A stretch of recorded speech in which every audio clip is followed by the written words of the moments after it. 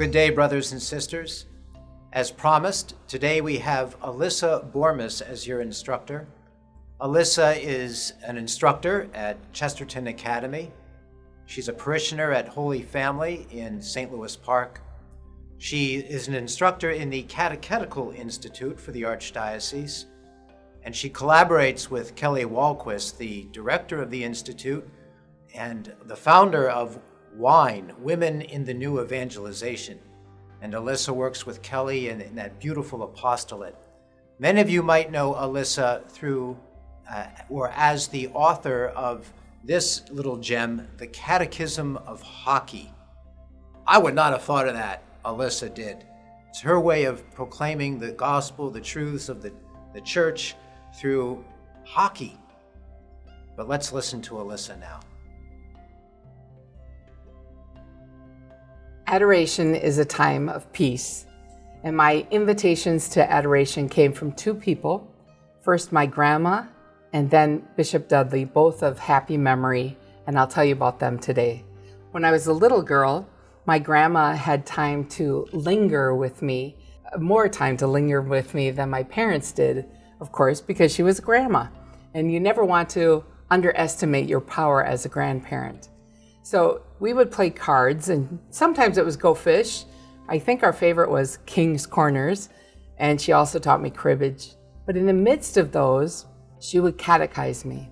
And one of the things that she taught me about was adoration and how important it was, how to act in adoration, how what we're there for, that it's Jesus right there in the Eucharist with us. And I never forgot her little catechism lessons. One of the things she also did was help me memorize prayers. I knew some basic prayers, but I remember in 5th grade, I had to memorize the Hail, Holy Queen. And she was the one, while we were lingering, playing cards, or whatever we were doing, and she taught me the Hail, Holy Queen, helped me memorize it for school. She passed away in 1985, but I never forgot the lessons that she taught me. Well, the years also passed, and I was no longer a little girl. I'd left and I was on my own. But in leaving my home, I also left the church, and I was gone for 17 years. And in the dark years, I call those years the dark years. In the dark years, sometimes I would just recall the prayers. Of course, I remembered the Hail Mary, the Our Father, and the Glory Be. But I remember that one prayer that my grandma taught me, the Hail, Holy Queen, but all I could remember was the first line, Hail, Holy Queen, Mother of Mercy. And I would just pray that line over and over. I wish I'd remembered the rest of it. That's all I remembered. Now, just to pause, you might think, well, why didn't you look it up on the internet? It was before the internet. Or why didn't you go to a church and it would just be in a folder that taught, or a little pamphlet that taught you how to pray the rosary. I didn't go to church. And so there I was with just the first line of the Hail, Holy Queen, especially in the darkest times. My life had become unmanageable. But in the early 2000s, maybe late 90s, early 2000s, I returned to the church. And just to pause and stop in, I didn't really mean to stay. And I would go to church, and then I would hear them ask for volunteers for something. I would think, I'm not going to volunteer for anything. If I volunteer, I'm going to have to talk to somebody, which is a hoot. Here I am talking to you. Anyway, I didn't want to talk to anyone. I was so nervous about being there. Well, one day there was a priest who came and he spoke about adoration, encouraging us to go to sign up for an adoration hour for the 24-hour adoration chapel. And he said the need in the middle of the night was particularly great.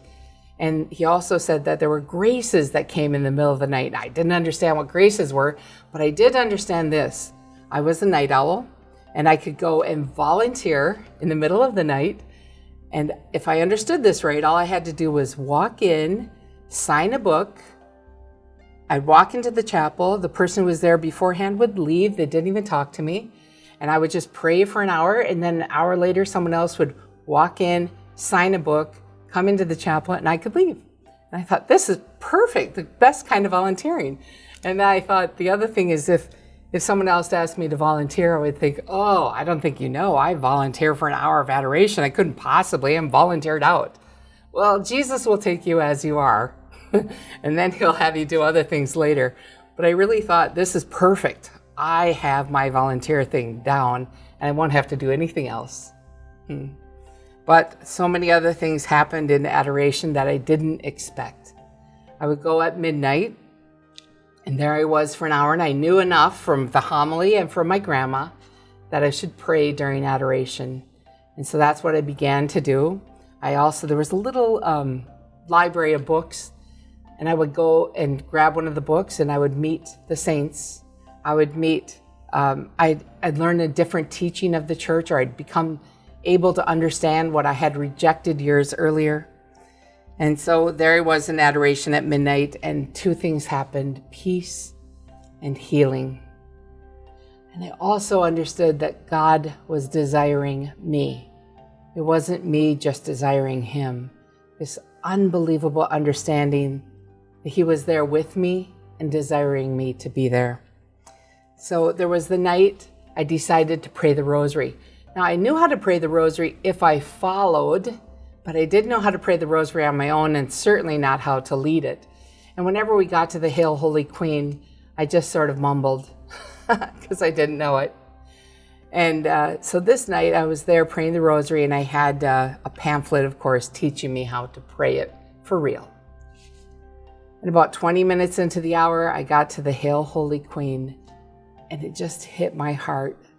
This prayer my grandma had taught me in 5th grade was now right here. And I saw those words, Hail, Holy Queen, Mother of Mercy. I just started to cry, and I could feel my grandmother spiritually with me to teach me again. And the rest of the hour I spent relearning the Hail, Holy Queen, rememorizing the Hail, Holy Queen with my grandma spiritually with me. It was so beautiful. It was an unbelievable place of healing. And then another time, I had a great lesson of adoration from Bishop Paul Dudley of happy memory. He is my spiritual father, and I would be able to spend time with him. He also had the ability to linger with me and to bring me home. He was retired by the time I was coming back to the church. One day he taught me about adoration, and he said that a young priest had taught him this method of prayer, but I don't remember the name of the young priest, so to him, thank you as well. But this to me is Bishop Dudley's hour of adoration. And he said to me, imagine even an old bishop like me can learn something new. And so this is what he taught me. Thank you, teach me, and take over. Thank you, teach me, take over. And that any time you spend in adoration should be broken up in thirds. A third of thank you, a third of teach me, and a third of take over. So if it's an hour of adoration, that's 20 minutes each. Wow, well, 20 minutes. It doesn't seem that long until you start saying thank you for things you run out after 25 seconds or something. You think, now what am I going to do? So he gave me an idea. Every time I should start with my conception, birth, and baptism to thank God for that. And then anything in between for 20 minutes to say thank you for all the things in between that led me to that very moment of adoration. And that would be my last thank you for bringing me here to this adoration.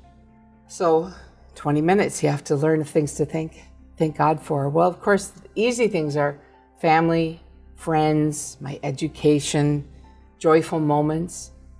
But then the surprises, and he told me to look for these as well. The surprises of the difficult moments of your life, to thank God for those as well. Now, it could be something as easy as thank you, God, for the 4th grade overdue book incident. It was the beginning of me learning responsibility for sure. But then otherwise, the deeper, difficult moments, those major life decisions that maybe you had made wrong, you made a mistake in making them, and now you've come to understand the lesson from your bad decision, and to thank God for that lesson, to thank God for every decision that led you to being there at adoration on that night or that day. I'm so grateful for all these lessons, and I'm grateful for the 20 minutes of thank you. If you're going to do 20 minutes of thank you, be prepared to dig in. You're going to find memories that you didn't know were hanging around. And one of the things that happens with those memories, to say thank you for that memory, that healing can come to it, and peace. Just the being in front of Christ in the Eucharist. Thank you. So beautiful. Then 20 minutes of teach me. Here's another one. I start with main topics and then I would break them down. So some of my main topics: teach me to be virtuous. Teach me to be patient. I'm a teacher and sometimes patience is difficult. Teach me to be prudent. Teach me to suffer and to use my suffering as a prayer. Teach me to be content with what I have. Teach me not to envy. Right? Teach me not to gossip. Teach me to love you, and so on. And then I'll break those down into categories. So for an example, teach me contentment. Teach me to be happy with what I have. Teach me to care for what I have. And then to be a good steward of what I have, and then breaking that down. Teach me to be a steward of my time. Teach me to be a steward of my talent, of my treasure. Breaking each of those down. If there's especially what happens in the teach me is you'll find a particular thing that's a problem in that moment. Maybe it's been a month or so where you're struggling with something, or a year, or whatever it is. That one thing will really come forward to you as you break down the categories. So the 20 minutes of thank you are a place of gratitude, obviously. The 20 minutes of teach me are a place of learning humility. That's the thing about teach me, really. It's just saying, teach me humility, right? Instead of saying, let me teach you how it's going to go, I finally ask him, you teach me how it's going to go. And then the 20 minutes of teach me, you realize you're learning from the greatest teacher, from Christ. 20 minutes of take over. Bishop Dudley, when he taught me this, he said in his mind for takeover, he pictured a shelf on a wall, and this sort of high shelf, and he would take things and put them on the shelf and say, Jesus, you take over this thing. You take over that thing. And he would just keep picturing himself putting things on the shelf. So I have a shelf in my mind now because of him. I think he put it up there. Maybe he was the carpenter who put it up there. So things to take over from me. For example, take over my seeming constant lack of time. Take over a difficult relationship. Take over a prayer that seems unanswered.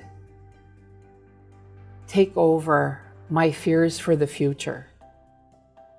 Take over, right? Just on and on and on of take over. And again, breaking those categories down as you go. And as time goes on, again, you find the depth of the category of even the minutia that you need to let him take over.